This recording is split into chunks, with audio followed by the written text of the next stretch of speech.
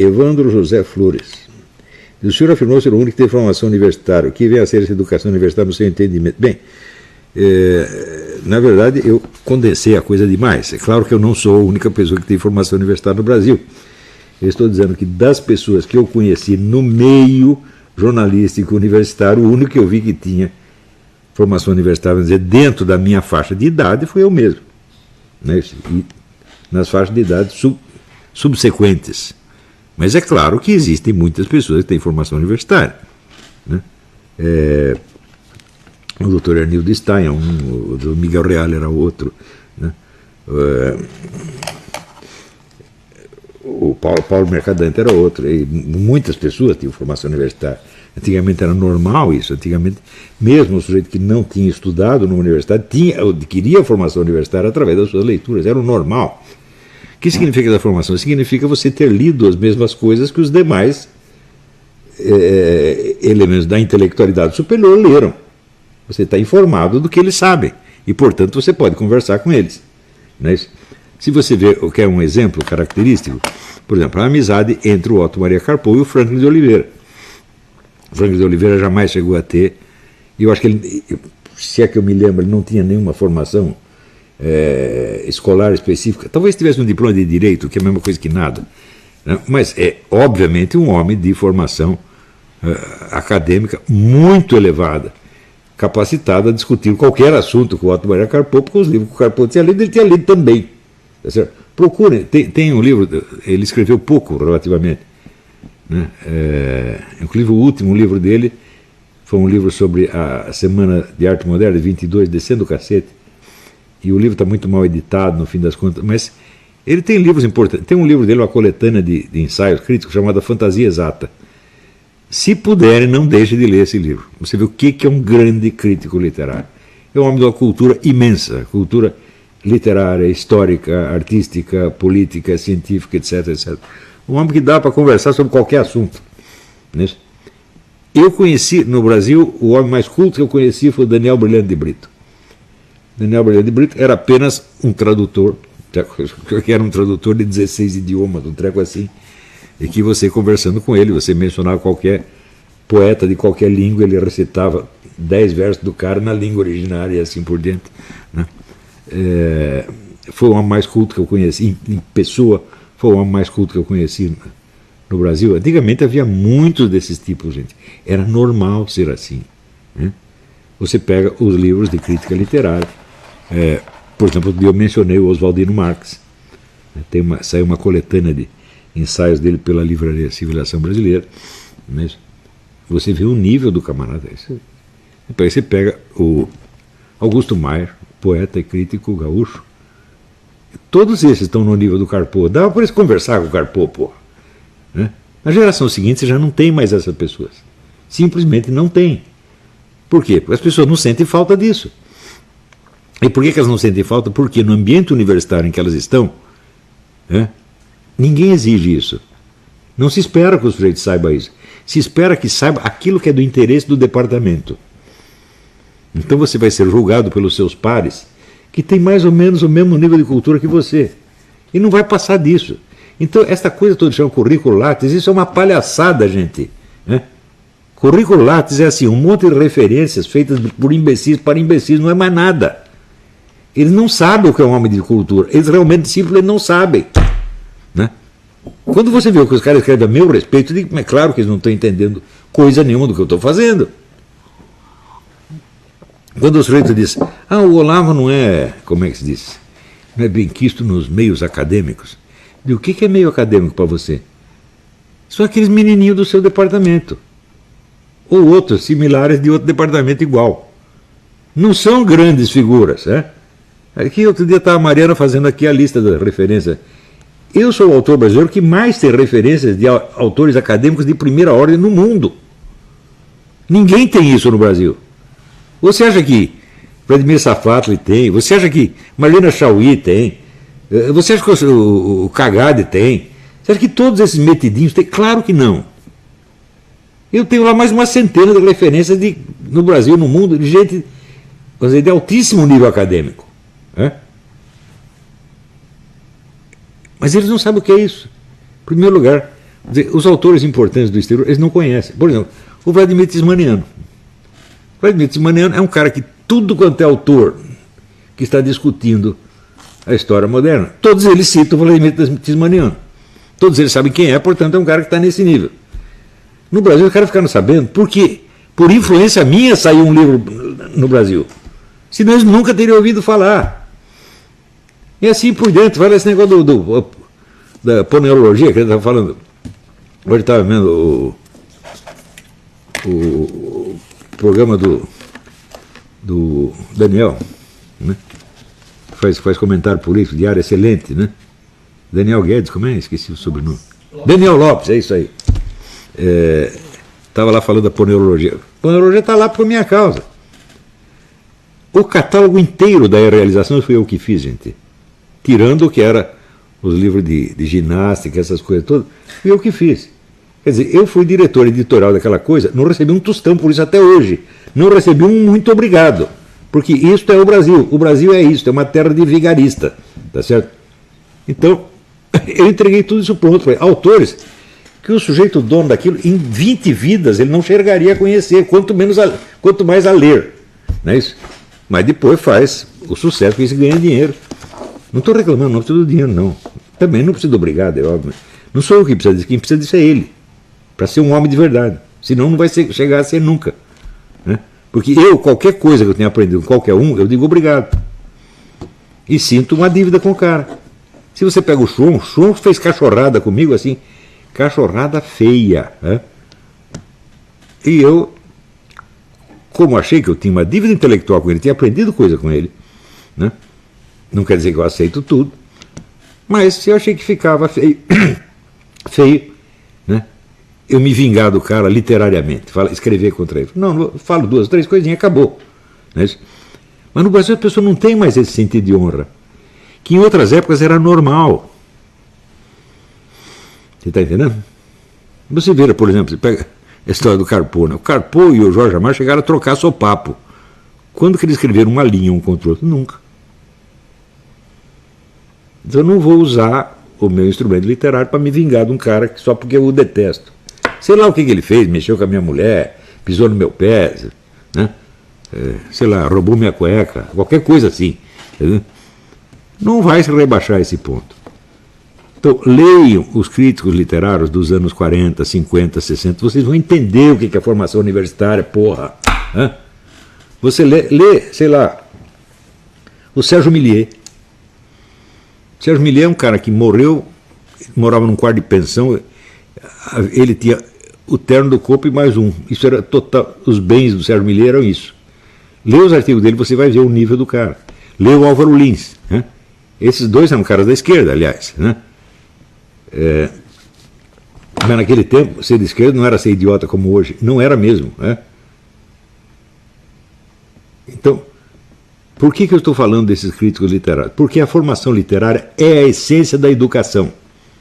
Se ele não tem formação literária, ele pode estudar ciência e filosofia o resto da vida dele, ele nunca vai ser nada. Por quê?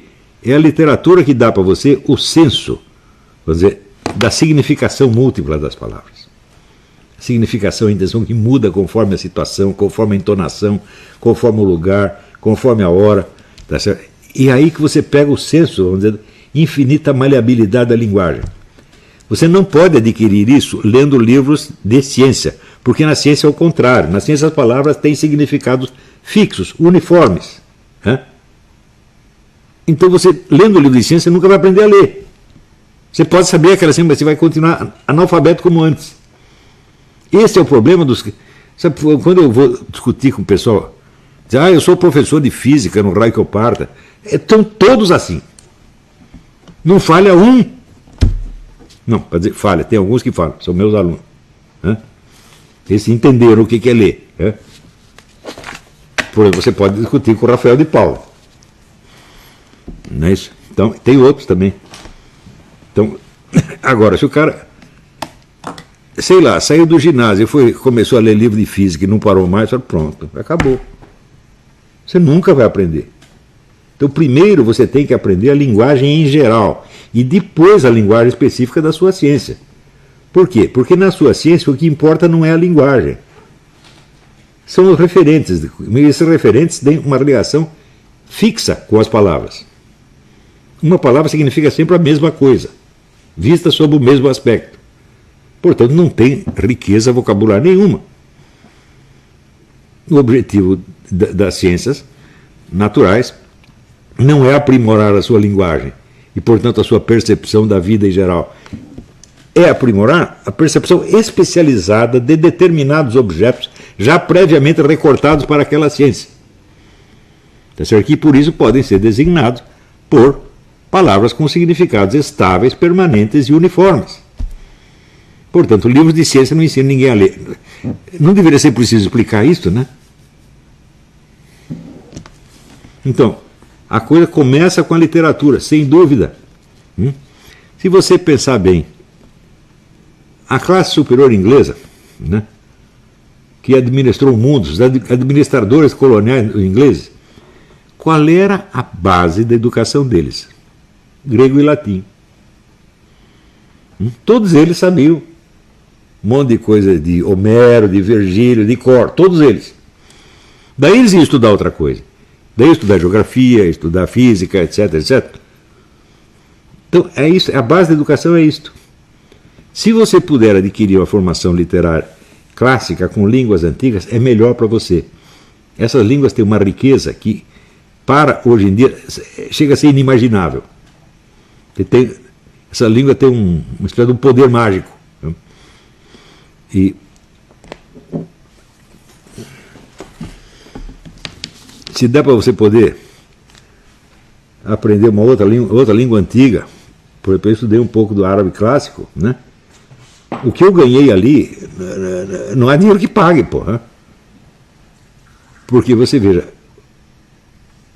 os árabes eram uma nação de poetas. Todo mundo fazia poesia ali. E, no entanto, como dizia Goethe dizia, você vê, os árabes, ao longo de toda a existência deles, só reconheceram 8 poetas. Você vê a exigência, né? Árabes e persas, né? Então, você lê o Rumi, Jalaluddin Rumi, poeta persa, é um negócio assim de uma força oceânica. Tem algum treco ali que eu não sei explicar. Eu não conheço obra parecida no mundo que possa se obrear com aquela. Não conheço. Né? Agora, você quer aprender a ler? Pega um monte de soneto de Camões e decore, porra. Camões é um dos grandes poetas da humanidade, meu Deus do céu. Só não é mais conhecido porque tem pouca gente que lê português. Mas é raro, na verdade tem muita gente que lê português, mas nos países de outras línguas tem pouca gente que lê. Por exemplo, na Itália, na Alemanha, tem pouca gente que lê, mas tem estudiosos. Né? Quem conhece Camões fica maravilhado. Assim como quem conhece a filosofia portuguesa fica maravilhado. Né? Leibniz disse, é a filosofia que sempre recompensa o seu leitor. Né? Dedicou anos de estudo da filosofia portuguesa. Agora, os livros de filosofia não servem para isso. Pelo seguinte, o talento filosófico nem sempre vem junto com o talento literário, não é a mesma coisa. O sujeito pode ser um excelente filósofo, certo? Tendo uma língua relativamente tosca. Isso é possível. Outros não. Né? Também, é claro, às vezes um filósofo que não é tão grande, ele tem uma força verbal muito maior que a do grande filósofo. Não é isso? Então, por exemplo, eu vivo citando aqui o John Dewey, né, o filósofo americano que recolocou em circulação a semiótica do João François, chamado João de São Tomás. Não é isso? O Dewey talvez seja o maior pensador americano, mas ele escreve horrivelmente. É desagradável, aquilo arranha os ouvidos. Eu não sei por que ele é assim, mas foi o que ele conseguiu fazer. Né? E os livros dele são indispensáveis. Você vai aprender muita coisa ali, mas você não vai aprender a escrever. Não vai aprender inglês lendo John Dewey. Né? Por outro lado, se você ler, por exemplo, Schopenhauer escreve maravilhosamente, mas ele não é um filósofo tão grande. Ou Ortega y Gasset é, de longe, o maior prosador espanhol de 5 ou 6 séculos, e ele não é um filósofo tão grande. Né? E assim por diante. Então, a filosofia é um negócio mais ambíguo, mas entre os poetas, romancistas, você não vai perder nada, é ali que você vai ganhar tudo. Então, primeiro, adquira uma formação literária extensa. Leia tudo que você puder de poesia, de romance, de teatro. Né? Aprenda a dizer, porra. Cria um vocabulário. Né? Conhecer muitas palavras é importante, saber usá-las nas diferentes situações e circunstâncias. Isso é básico, gente. Se não tem isso, você nunca vai ser culto. Agora, quem ensina isso hoje? Você entra numa faculdade de letras hoje, os caras não leem mais as obras literárias, só leem estudos literários, porra. O que é isso? E ler estudo literário escrito por gente chata. Você vai lá e lê o Jacques Derrida. Você estava lascado lendo Jacques Derrida. Filosoficamente talvez tenha sua importância, mas ele não vai ensinar você a escrever. Né? Perguntar para o Jorge Gusdorff se ele tinha lido Derrida, fala, não, estou esperando traduzindo para o francês. Então, mas para Jorge Gusdorff, você pode aprender a escrever lendo Jorge Gusdorff. Né? E assim por diante. Se você ler, por exemplo, lê as obras da Henri Bergson, acho que não tem uma tese do Henri Bergson que eu concorde completamente. Mas é um escritor primoroso, escritor de primeiríssima ordem. Ele consegue dar uma translucidez para as ideias. Então, na filosofia, esse tipo de escrito é bom. Mas não vá para a leitura filosófica antes de ter cultura literária ampla e sólida. É o que eu sempre sugeri. Pega o livro do Otto Maria Carpo, a História da Literatura. Faz o que eu fiz no começo. Já sugeri, já dei o segredo.